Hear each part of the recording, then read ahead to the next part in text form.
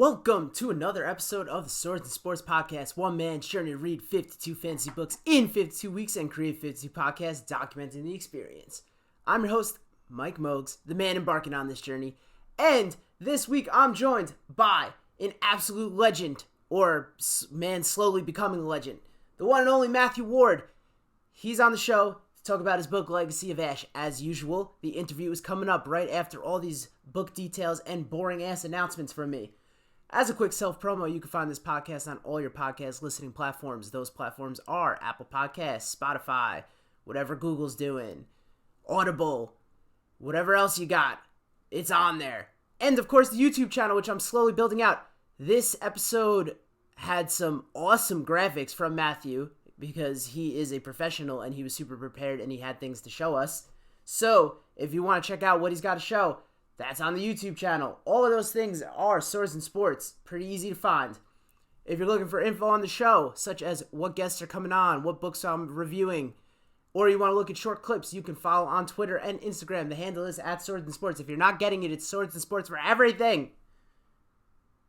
Let's get into the book details. The book is Legacy of Ash. As I already mentioned, the author is Matthew Ward. The book was published on November 7, 2019. The series is called the Legacy Trilogy. This is book 1. I think the trilogy's finished. Yeah, it is finished. The hardcover is 784 pages. Yes, that is a massive book for book 1 of a trilogy. And let me tell you, by the end of it, you're going to be like, I wish it was another 784 pages. Fortunately for you, there's a book 2 that you can pick up. The publisher is Orbit. So, this book is in outer space. As a spoiler warning, this podcast contains spoilers for the following book, Legacy of Ash by Matthew Ward. If you haven't read the book yet, consider this your first of, I think, a few warnings. Without further ado, Matthew Ward.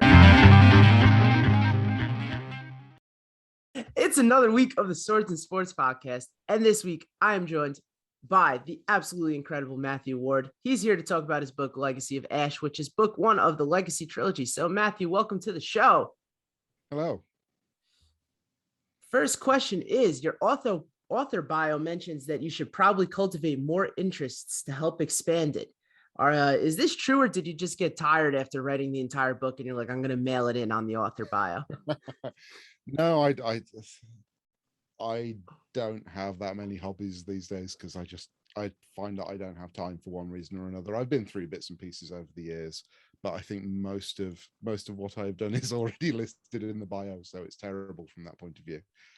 I just end up going, this is nice, I'll buy that. Where can I put that in the house? As you kind of see already. So yeah, we're kind of at Lego overload downstairs, but that's about as far as it goes.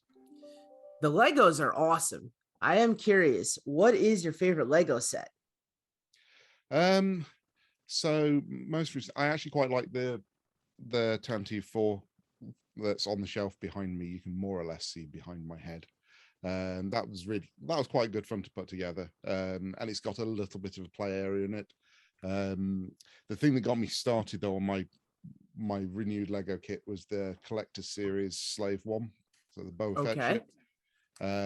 And that's lovely. That just looks like most of the Collector Series stuff. They just look absolutely splendid from even just a little bit of distance. They kind of look like they're actually sort of models rather than built out of Lego.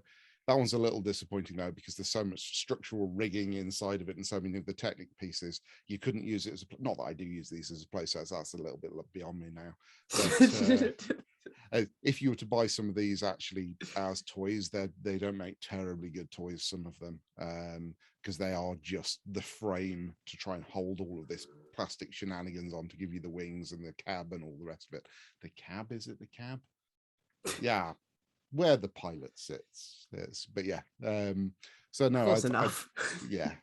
So I love that one particularly because it just looks gorgeous. It's one of those things. I never had one as a kid, you see. So for Slave 1, and now I get a Lego one, so I can kind of pretend it's a little bit more grown up. And let's be honest, it looks a lot better than the old Kenneth Parker one from sort of 35 years ago. So yeah, I guess nobody talks about these giant Lego sets that they're just not easy to play with. There you go. Learn something new.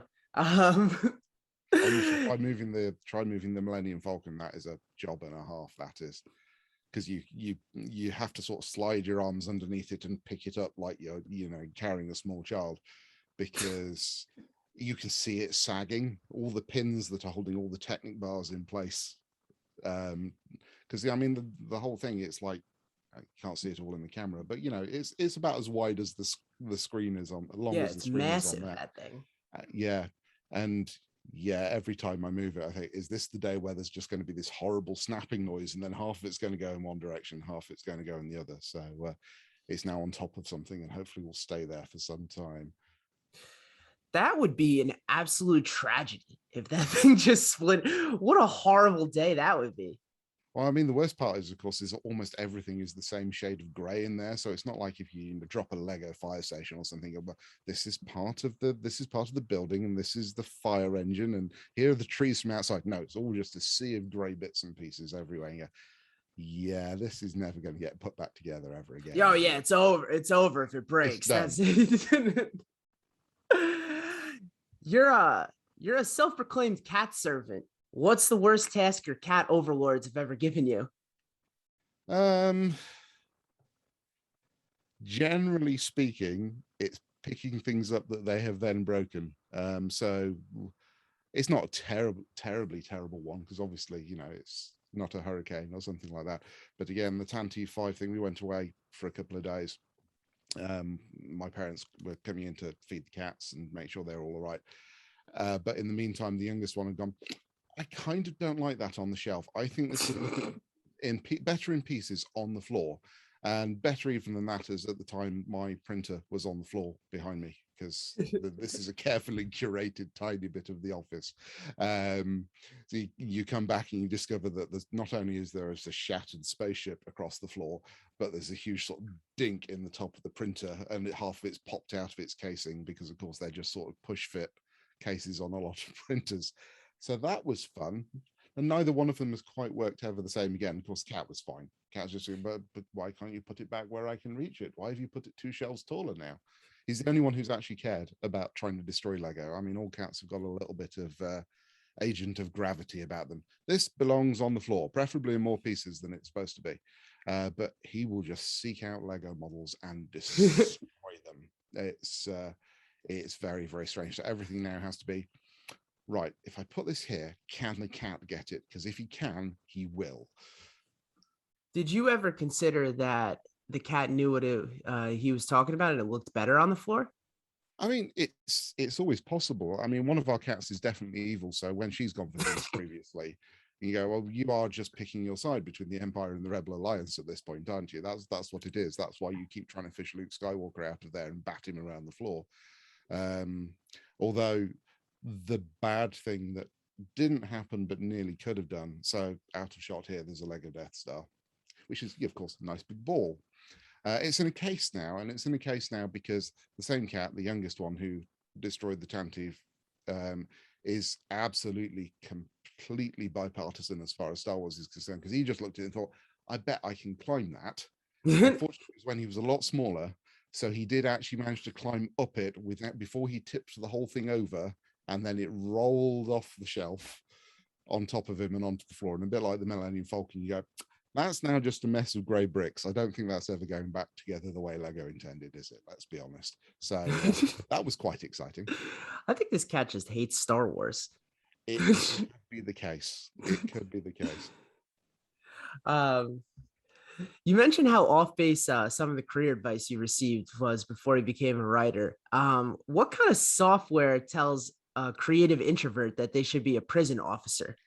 It's a mystery, really. I mean, it was a standard piece. So they may not be using it in schools now. This is 30 years ago in China. I thought this was a joke. This is a real thing.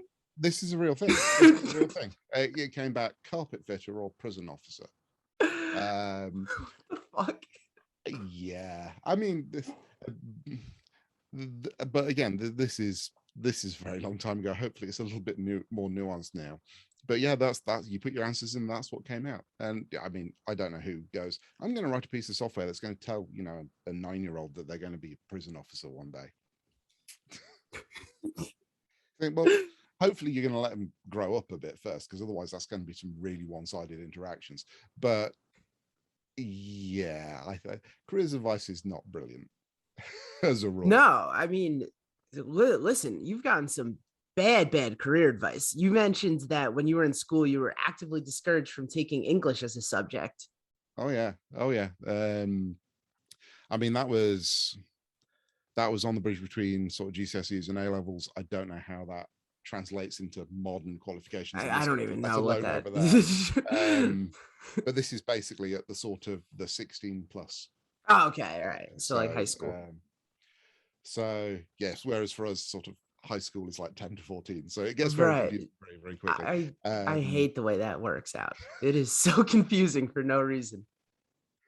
So yeah, and I it was basically just people looking at my grades on various bits and pieces, and then when it actually came back with an A grade on English literature after sort of all the A-level selections had been done, it's like, yeah, I thought this was a bit weird at the time, but okay, whatever. And so, I think some of it is just, to a degree, things like sort of science and histories and things like that, it's just knowing things and things getting into Right. your brain, and then you being able to call them forth again when you need to.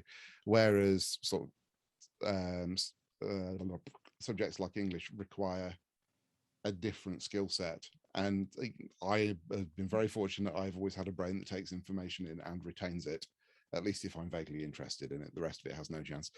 But that meant that there was a skill set that I needed to develop to be able to sort of essentially pass English exams, and no one was ever really that interested in teaching it to me, because it's a lot easier to go, well, he's already good at this stuff, let's get him to do that stuff. So yeah, That is the easier path. Just keep the person. Don't ever make someone challenge themselves. Just do the things they're good at. That's my style of underachieving. Did you when you first published the book, did you ever send them a copy and be like, yeah, maybe I should have been pushed into English? oh, that's long in the past now. I think some of my English teachers have sort of passed beyond at this stage anyway. And You could again, always, send it to the gravesite. If you're it's just that thing, of course, where you go, how do you teach someone to get to a point to do the kind of writing that I do now? And I don't. It's a terrible horror story to say, but it is that thing of, I don't know, genuinely know how much difference it would have made, because it's a very strange career path to be on. I mean, it's a strange career path now. I think finding your way into sort of essentially mainstream publishing and all of that, there's no way you can go, well, I'm going to do this and this and this and this and this, and then I'll be there.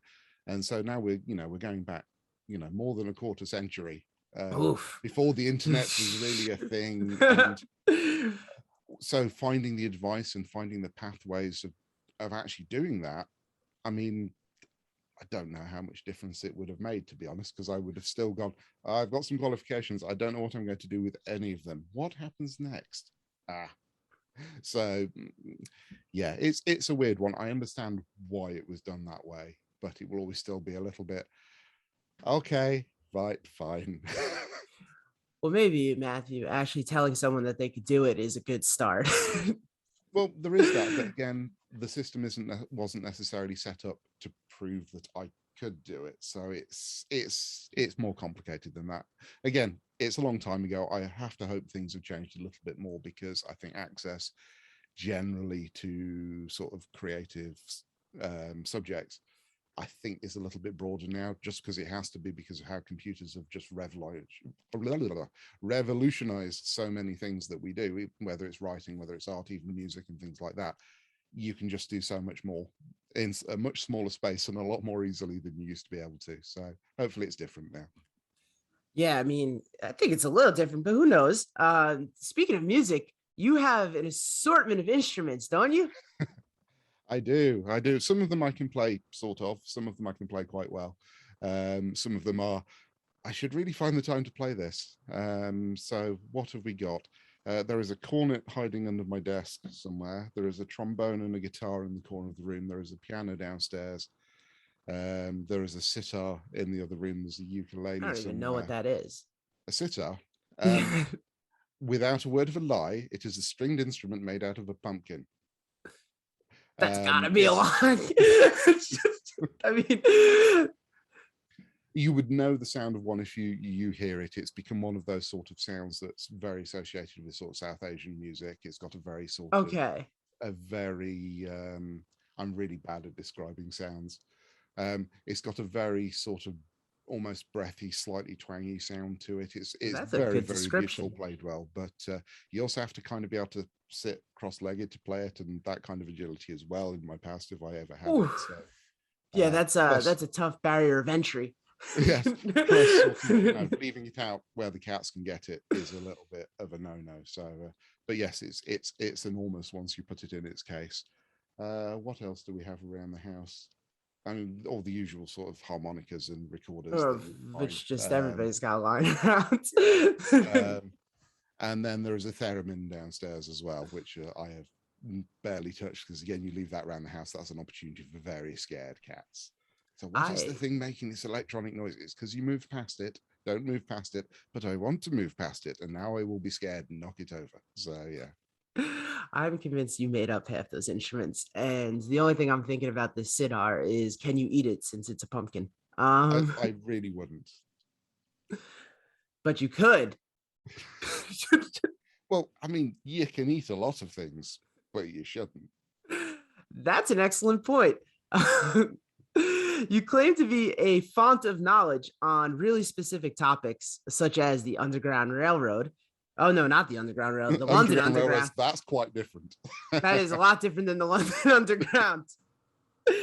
Maybe I should read better. Babylon 5 and Thunderbolt comic series. What else are you a font of knowledge on? Besides, clearly not the Underground Railroad, based on that reaction.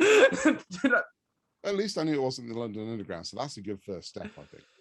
But yeah, what other things? I know quite a lot about Lord of the Rings, it has to be said, and quite a lot about particular sorts of Star Wars, which again, probably kind of almost, if you can kind of see it in shot behind me, chances are I know more about it than I should.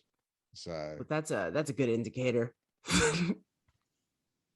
I always said I was a history major in college, and I always said I knew the history of fantasy worlds better than I did our actual world, so that's why I sucked at it.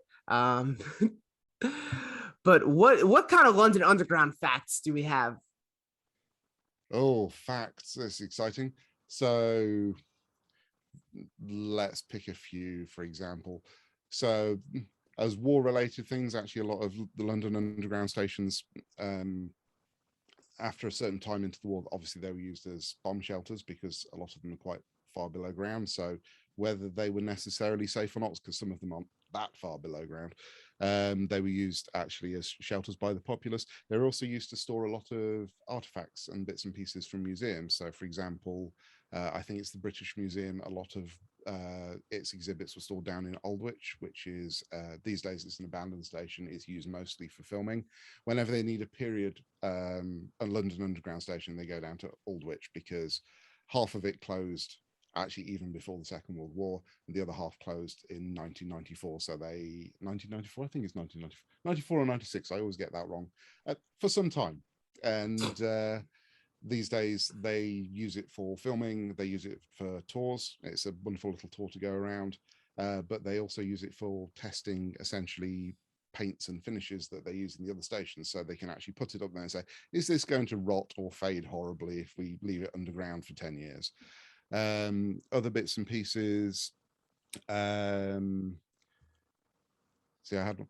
so Down Street, which is again another abandoned station. Most of the abandoned stations of any renown are on the Piccadilly line, which is the blue line, because they basically put in way too many stations, and then they started closing them down in the 30s because some of them were too close together. So Down Street was used, I'm going to get this wrong, and hopefully I won't. I think it was used for coordinating the rail infrastructure during the war, and Churchill was very, very fond of it. He used to find excuses to go down there and and presumably use it as a bit of an office. They used to coordinate anti-aircraft fire from Brompton Road, which is 2 stations further west on the Piccadilly line, or was at the time, because again, it's another abandoned station. And more than that, there was a bunch of actual genuine deep shelters put in over the years. I think with the intention of, once the war was done, they could have turned it into a high-speed express line, but that never happened. So they ended up putting telephone exchanges. There's a hydroponics garden in one of them these days. And again, sometimes used for filming locations. There's a lot of TV, particularly science fiction TV from the 70s, where you suddenly find that that looks like Camden Town Deep Level Station. It's because it is. But if you see a London Underground station in a more recent film, it's a more recent station, it's actually the disused platforms beneath Charing Cross, where they used to run the Jubilee line through. But then as the Millennium approached, as far as I can tell, a load of politicians realised they'd quite like it if the Jubilee line ran past the Houses of Parliament, so it was redirected there. That's probably really scurrilous, but it's not the worst thing anyone's going to say about a politician today, so it's fine. So yeah, there's a little grab bag. Some of those things are true, some of them are, I've got some of the names and dates wrong, but broadly speaking, that's accurate. Or London Underground fans here, please fact check this. You know more about this than I think I know about anything, so I'm very impressed. You like walking abandoned places. Yeah. What is the most abandoned place you've ever walked? I'm really boring abandoned place walkers. They all have to be legal. You get into. I'm not an urban explorer or anything like that. To that point of view, but again, it's. I'm going to point to London Underground stations at this point because so many of them, particularly because they've started opening the tours up. They started opening the tours up about 5-6 years ago, and then of course we had a pandemic, so they shut them all down again. But now I think they're starting them up now. So again, there's something just quite wonderful about being in these sort of empty spaces between tube stations, or where things have been closed and are now access paths, because even where you've got stations that are still open today, there'll be old tunnels where platforms have been changed or where they've put new lines in. And there's just this strange, wonderful stillness about it, even with trains, running past in any direction. There's just something about the air, and it's really weird because I'm making it sound really mystical. And of course, there's nothing mystical about it. It's just because it doesn't have 400 people sweating in it every 5 minutes and all the rest of it. But there is just something nice being so close to the tides of seething humanity, but it feeling like its own space. It's really quite wonderful. And then you get that is that you kind of get a variance of that feeling when you're at a sort of ruined castle or something like that, where you can kind of feel the weight of history around you. Right. But the world that it belongs to is gone. Because it's as close as we get, I think, to actually having a fantasy. Well, the past is as close as we get to fantasy, which I suppose is true. But there is just a sense of it. Sometimes you can just feel the weight of history in some of these places, and sometimes it's lovely, sometimes it's not. But if you get to places where there have been horrific sieges, or a Culloden battlefield in Scotland, that's a very somber place to walk around, and it's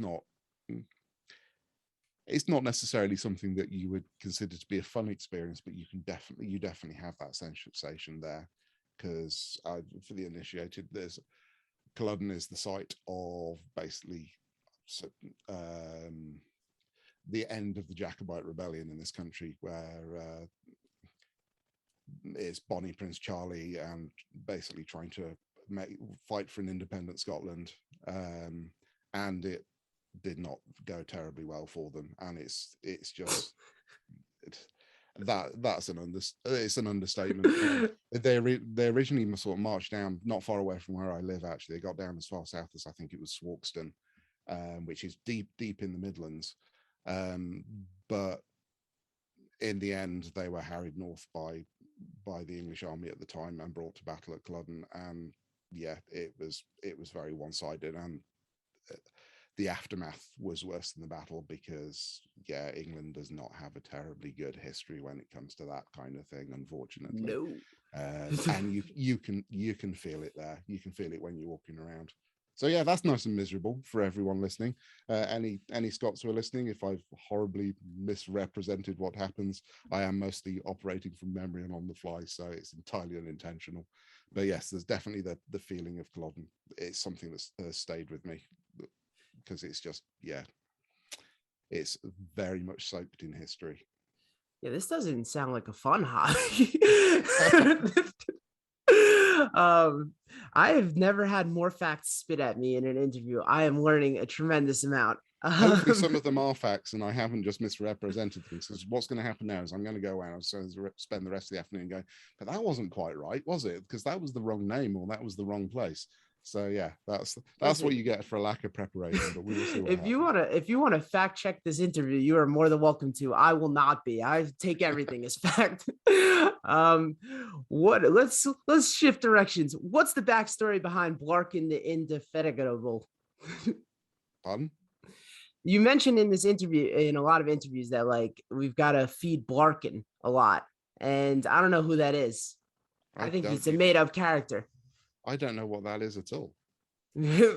I've seen it in a few interviews. All right, we'll move on. I'm not trying to put you on the spot. I honestly I don't know how maybe to I shouldn't have that. butchered it. Does your wife really read everything you write daily? Oh yeah, because it becomes the ritual is I will write stuff and then she'll get back and then can you read this check? I haven't done something appalling. So yeah, that's kind of how it works. She's had a break for a while because I haven't been writing prose for a good long time, because I've been getting caught up on other things. But yeah, I could not do it without her. Did this start because when you shifted to writing full time, she just didn't believe you were doing anything? No. It's no, the proof is always there. She often jokes.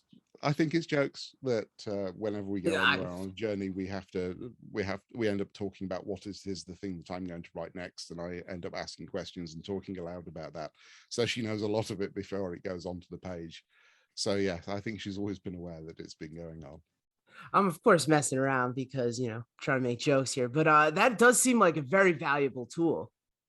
Oh, it's absolutely splendid. It's that weird thing of sometimes just saying things aloud helps even by itself.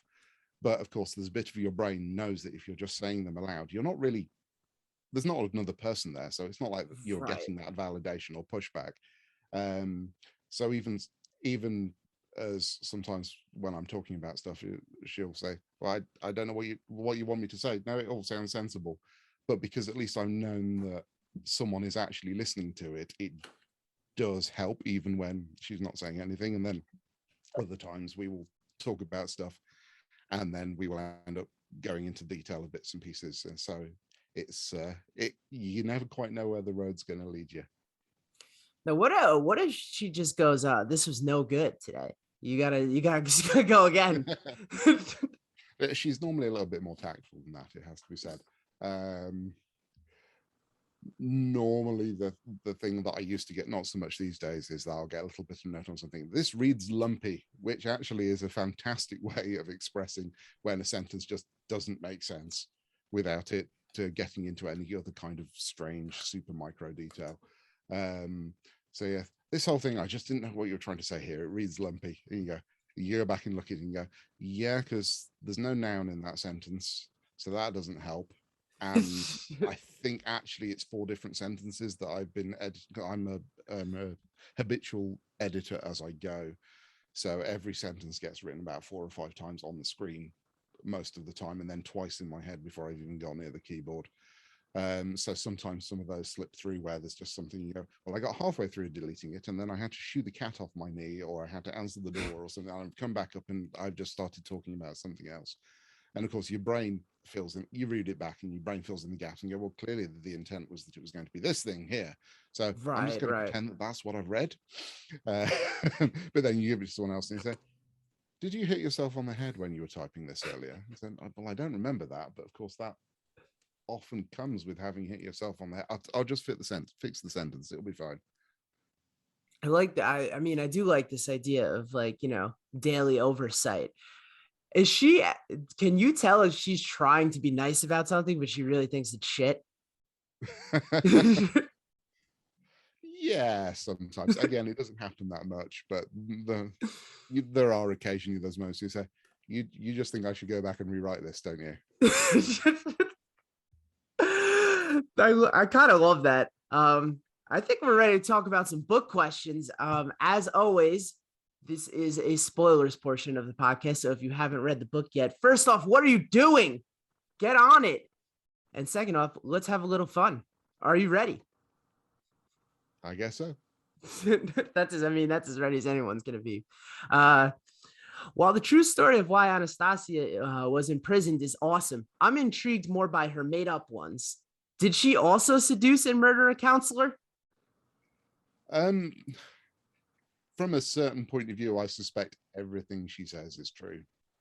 She is one of those characters who doesn't tend to lie an awful lot, if at all, because she doesn't really care about consequences in that way. So probably there is a kernel of truth to every outrageous story that she tells. It's just that she will have played some of it up to be shocking, because she does like to shock people, doesn't she? Let's be honest. Right. She is good at shock value. Well, then, if that's the case, if there's a kernel of truth in it, then what's the kernel of truth in the story about the choir of Serenes and their tattered holy vows? Well, of course, Serenes have all kinds of holy vows, but again, how much of that has changed? You've seen, for example, how sort of, shall we say, structured religion is in Tressia. So there are going to be ways of comportment and doing for all of it. She may have just got them all. She may have just taught them all some incredibly blue language and convinced them. But no. This doesn't mean something awful in the high tongue of. This is absolutely fine. Don't worry about it. Go and tell the Archimandrite. It'll be fine. He'll be really impressed. So it could just start there, and of course all the way through. I mean, we would draw a veil over the far end of what that could be, and I'm sure Anastasia would pretend that it's the far end of that.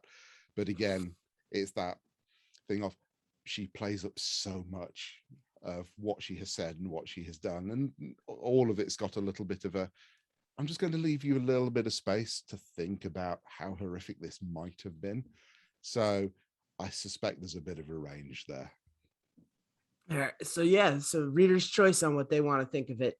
How smart is it to accuse someone of dealing with the crow market before they can accuse you? It really depends on the rest of the leverage you've got, doesn't it? Because it's like anything else, but it's all politics, isn't it, really? Because of course the crow market are largely just doing what the council is doing, but they're wearing different kinds of clothes. So if you've already got enough backing for it, fantastic. Yeah, go for them straight away. So no, look, you are dealing with these people that we shouldn't be dealing with. I mean, so am I, but you can't prove it. And I've got more friends, so I've got the votes.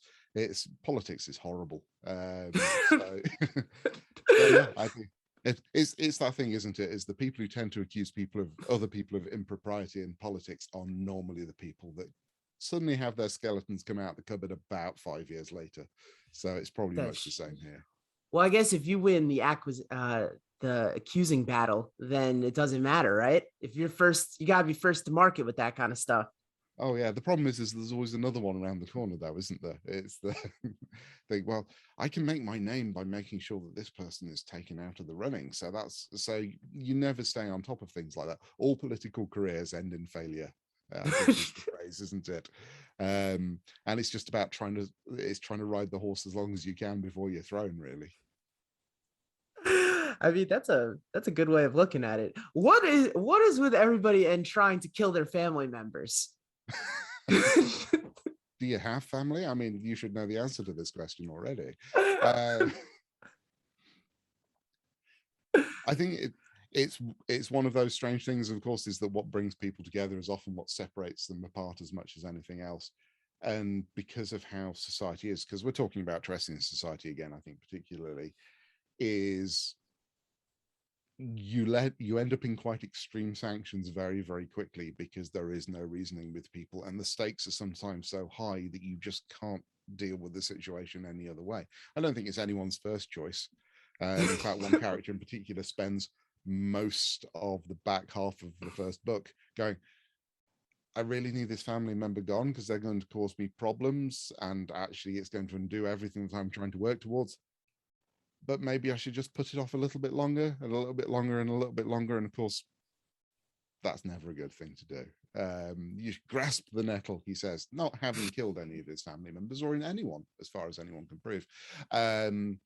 But yeah, it's the stakes are so high when you're dealing with who gets to rule the country, who gets to essentially decide which way a war goes. Family will protect you for a while, but only for so long. It feels like once you open up the floodgates for killing one of your family members, then it just becomes way easier. Well, I think everything is difficult the first time, isn't it? You do anything long enough, it becomes normal. What is the most minor offense? Because it seems like the rubric kind of changed. What was the most minor offense Abigail was going to start killing one of her kids for? Well, and again, it's so one of them dies essentially for blackmailing her. And that I get to some degree. That one felt like, all right, well, if you're on you gotta get them before they get me type mindset. That one made sense. I mean, and of course, because we're into the spoiler side of things, so we can talk very about spoilerly. But of course, the problem for Abigail, as far as Savaka is concerned, is that she's annoying.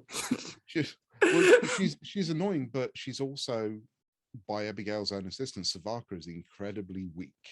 Is that she's never had a reason to find her confidence. She has spent her entire life doing exactly what her mother has wanted, because that's what you do in that situation. And then so when even she turns around and publicly and repeatedly says, you might have lost the plot here, Mum. Maybe you should stop. It's really hard to get people who have got swords and things to follow you and go, yes, maybe we should overthrow the government and kill all these other people because they don't want to follow you. When your own daughter, who you've repeatedly suggested is spineless, has stood up to you and said, I will happily let you burn me to death rather than go along with what you're doing. Are we on the wrong side? I think we might be on the wrong side. And so it's not like it's something that Abigail rushes into in either case, but it is that there is that severe loss of credibility involved there. And of course, everything, and to a degree, again, she leaves it too late. The rot has already set in. Everyone's already looking and going, who's going to be the first one to say it? Because none of us are happy to be in this situation. And sort of the time it takes her to really get to grips with things and go, actually, no, my family are a bunch of failures as well. They are not behind me. They're all going to have to go. Because you can argue, actually, the fact that she essentially turns a blind eye to Apara's resistance for so long is what ultimately kills her. That's a good point. Apara wanted to do that, but it would all have been solved if she went, no, you're just as useless as the rest of them. Another one for the fire. Well, that is a good point, because like Apara had to feel good because she was the only child that wasn't trying to get murdered by her mother. But again, rubric... it's all horrible, isn't it? Because again, Apara, and actually to a lesser extent, Kazumar and Savaka, are just tools in Abigail's life and her plan. Apara was someone that she could ignore for years and years and years until she needed an in with the Crow Market. Well, that's what I think did it. I think the fact that they just didn't spend a lot of time together. There's something to admire. If things had shaken out differently, she would have been the hero in this, and her staying the course would have been something to admire. Well, Abigail. Yeah. No, absolutely. Abigail is actually, there is the saying, and it's overused a lot these days, about every villain is the hero of their own story, but Abigail is actually genuinely trying to do a good thing in a way, because of course Tressia is decaying, it's beset on all sides, the structure of society is falling apart. And as we get into Legacy of Steel, we see just how deep the rot has gotten a lot of ways, in a way that's invisible to a lot of people on the council. But the problem is that Abigail, much like Victor does later on, is she goes, here is my solution. No one wants me to do it, but I need to be strong, and I need to do it the way that I see that it needs to be done. And you know what? You can't make an omelet without breaking eggs. But the problem is that she doesn't really have an omelet left at the end of it either, because it's all been torn up and trampled. Because there's only so far that sort of ethos carries you. And there is just that thing of a much more recent quote, but I've always liked it. It's a Terry Pratchett one from one of his Witches books, is that sort of anything bad and tyranny and all the rest of it starts by treating people like things. And Abigail absolutely treats people like things, almost from page 1 of the book all the way through. And you know that she's been doing it for 50 years prior to that. You would not have wanted to be her governess when she was a girl, would you? Because yeah, she probably went through like 12 governesses in 10 years. Some of them got locked up, some of them had terrible accidents, and all the rest of it, because she's very accustomed to getting her own way. Because unfortunately, when you are born to wealth and power, you don't stop to think about the consequences your actions have on other people. And that's something that, you know, plays out day in, day out, even now. And yeah, she could have done something fantastic, but ultimately it would never have worked out, because her means of doing this, again, the means and the ends, is some things are truisms because they genuinely are true. It's because it changes your mindset. You treat people in a horrible, ruthless way, then that forever stains everything that you try to do, because people, at the very least, people resent what you did to get there, but at the most you have become a horrible, terrible, callous monster. And you know, that's not a good thing to be, generally speaking. I mean, sure, it'll feel all right for a while, but then, you know, there are the assassinations, and then maybe a little bit of lingering guilt, in fact, that no one ever returns your calls anymore. And then finally at the end you go, well, I'm going to die. I really hope there isn't a hell, because otherwise this is looking really bad for me now. Also, from a practical standpoint, if you kill everybody, there's no one to work.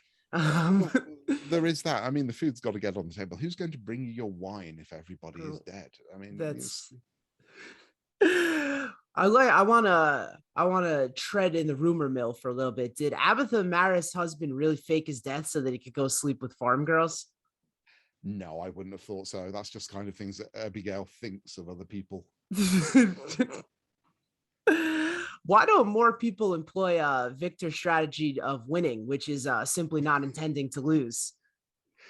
Victor has one or two advantages over most people. I mean, beyond the sort of the obvious, actually he's quite a big chap and has a certain amount of physical presence, obviously, which, you know, is kind of useful when you're fighting people. It's a useful skill. He has his magical side as well, and he has a certain amount of certainty about him.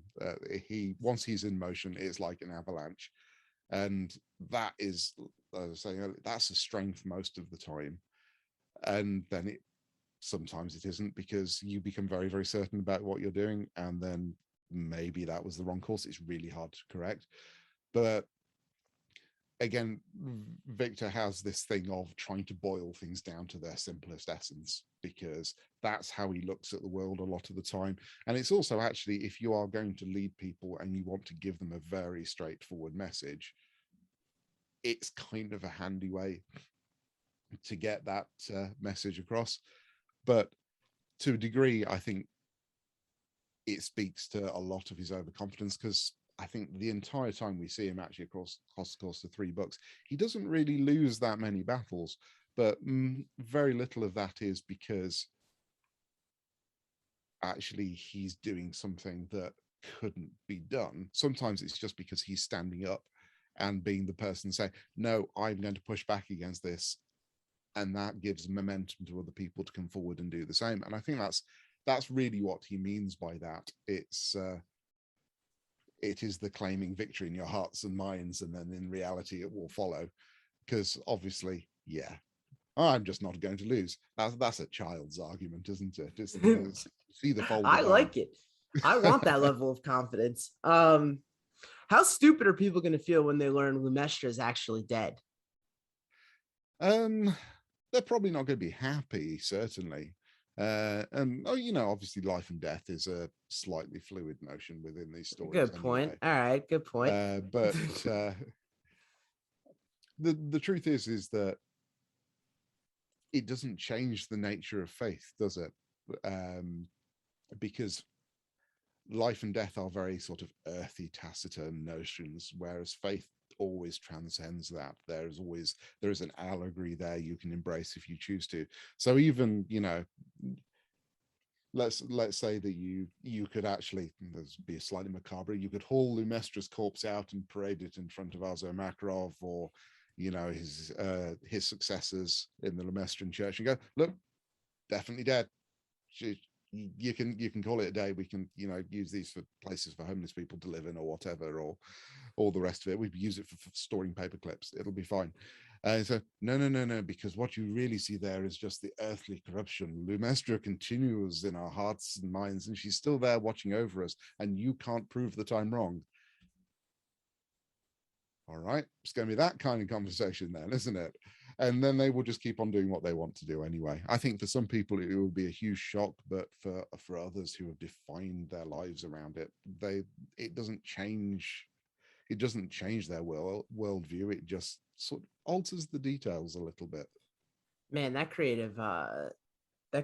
software should have said creative introvert preacher, because you're convincing me.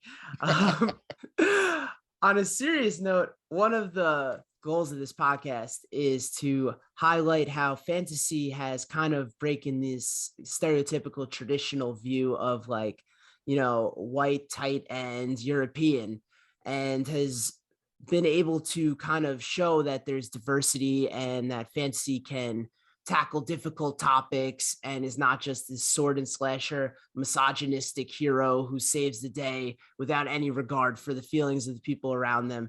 What about your books has either bringing fantasy to break that traditional mold, or bring fantasy to a general audience or a specific group that wouldn't have been expected to have been fantasy?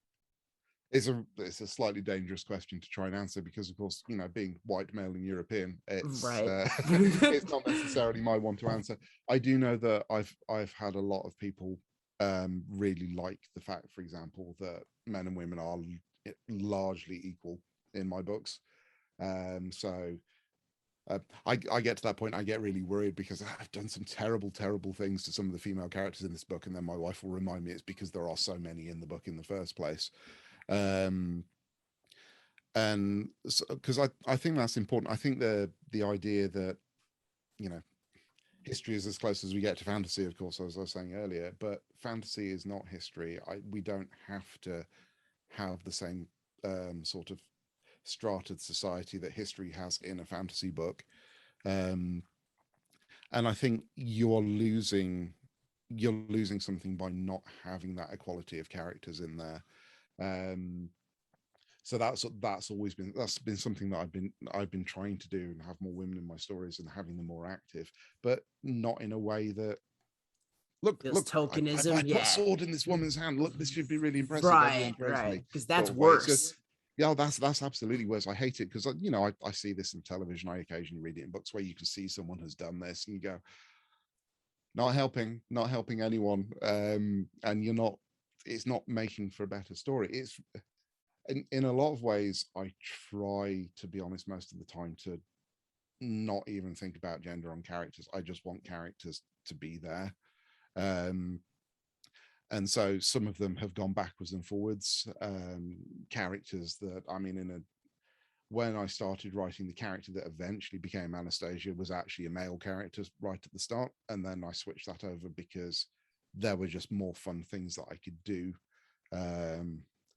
with the character at that point. And there's a few that have gone backwards and forwards across the divide, not necessarily in these books, but in some of the things that then underpin them.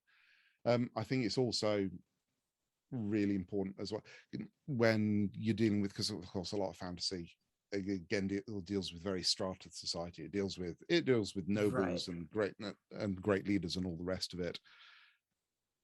And while that's absolutely true of what I've done, because we've got kings and emperors and princesses and all the rest of it in here, it has to be about the people below that level as well. And actually, when you get right down to it, the characters who are actually the heroic characters in the books, the ones that actually do things because they are right and not because it's what is expected of them, they're not the people at the top of the pyramids, generally speaking.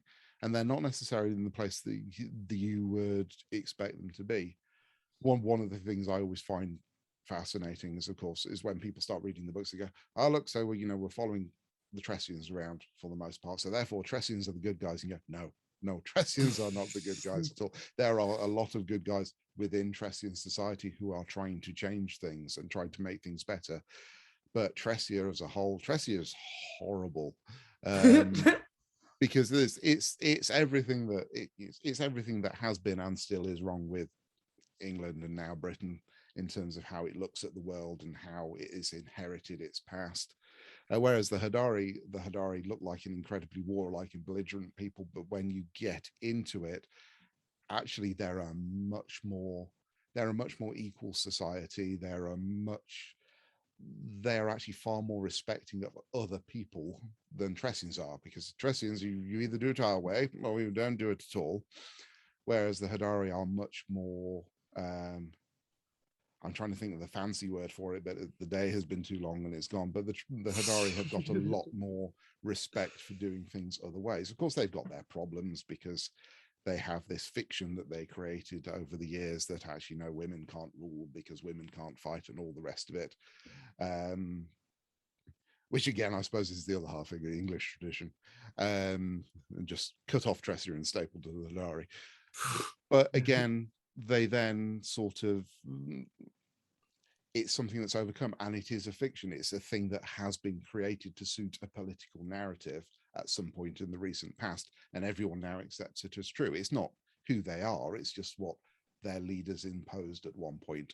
And then, of course, a huge part of the through line, not just in Legacy of Ash, but the trilogy overall, is how that is changed and overcome. So yeah, there's a lot going on in there. I mean, I hope I've done right in terms of making the world feel more like a diverse and vibrant place. So it despite the fact that there are trappings of sort of, again, particularly historical Britain in there, that it feels more like the society that we all live in now, and people can see themselves reflected in some of the characters. But again, it's tricky because I am absolutely firmly in the category of things we could probably do with having a little bit less of in books. So I can make no claims. I hope it's working for people. And I think it's something that I'm always going to try to do more of, because art, and this first sound very fancy, this is book, therefore it is art, but it should absolutely reflect the world that we live in, and people should be able to see themselves in it, particularly when you're dealing with stories like these where there are dozens and dozens of speaking parts in there and hundreds of different characters. Yeah, it's the world has come on a long way. It's got a long way to go yet. And yeah, this is the way it should be. It's as simple as that. I'll probably lose some readers now. No, I don't want that. Why does not everyone have a beard and a cut glass accent? And that's fine. There's plenty of books out there for those people. And I am absolutely not pushing the boundaries as hard as a lot of other people. I'm probably not pushing the boundaries as much. Certainly not as much as I should be. But you know what? We're getting a load of stuff come through now that absolutely is. So I think there's something out there for everyone. And the truth is you don't have to like everything. I think it's a truth that more people need to embrace.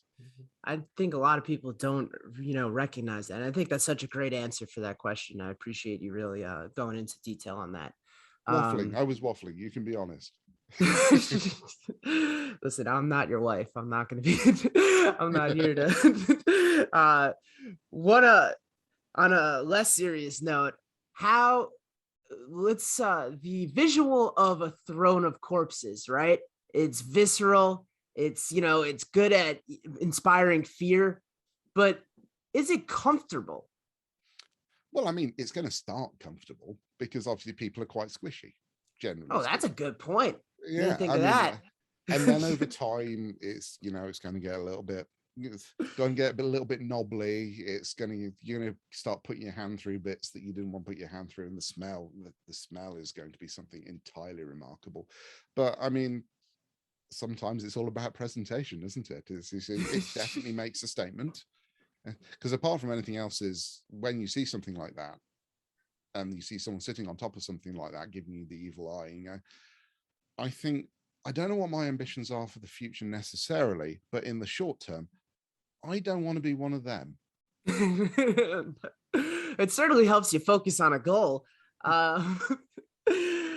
Kirkus, who is an all-time character, and I'm sure a lot of people's favorites, insults a group of soldiers saying that they couldn't fight their way out of an orphanage. But I'm starting to think that's a pretty hard thing to do. How hard is it to fight your way out of an orphanage? I think it really depends on how malnourished the orphans are. That's an excellent point. I think that is a perfect way to end it on. Thank you so much for taking the time out to do this. If you're ever stuck in an orphanage and need to fight your way out, hope that there has not been a steady food supply. Oh, I would be screwed. It would be fine. They would just chop me to little pieces regardless. Well, maybe you could throw that pumpkin instrument at them and they'll be distracted by trying to eat that. Thank you so much for taking the time to do this. Where can people find you? So I exist in various places, normally under the Tower of Stars. So I'm on Twitter, the Tower of Stars. Facebook is also the Tower of Stars. I very rarely post anything. I don't post much on Twitter at the moment, actually, as well. But there are some things there, so you can pretend I'm active if you scroll back through the history. You're a big retweeter. Hmm? You're a big retweeter on there. It's so I can pretend that I've engaged with topics sometimes. But no, it's that terrible thing is that no one needs to know what I ate today. Now, why are you doing that? Here's a photograph of my ceiling. Oh, I exaggerate, but there are some very too much information feeds on Twitter. I never want to be one of those. I also have a website, which is again the Tower of Stars, and that comes in .com and .co.uk varieties. So yeah, I think that's probably it.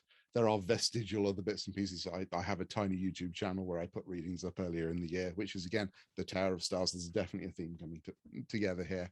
But yes, if you want to get any kind of attempt at meaningful interaction out of me, go to Twitter. That's definitely your best bet. Hey, those videos have incredible production value. You really do a good job. And also go buy the books, which I'm assuming you can find on Amazon, because where else would you find things? Well, you can get them pretty much everywhere. You may have to order them in for a few places. I think over here, one of our big bookshops is Waterstones, and you will probably have to ask them to get you a copy. And I don't think I've seen many copies on the shelves recently. There's also a wonderful specialist bookseller called The Broken Binding. Great. They Great are absolutely stuff. fantastic. I have in fact actually just signed some more books for them just yesterday. So if you want signed copies, that's the place to be. There you go. Go pick those up. I can't imagine by the time this gets released that those will even be available. But on the off chance that you want to feel left out, go check that out.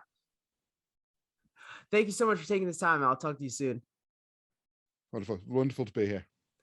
That guy is a borderline genius. I mean, the facts he was pulling out, and I know I said that I'd fact check him. I didn't, so I assume they're all facts.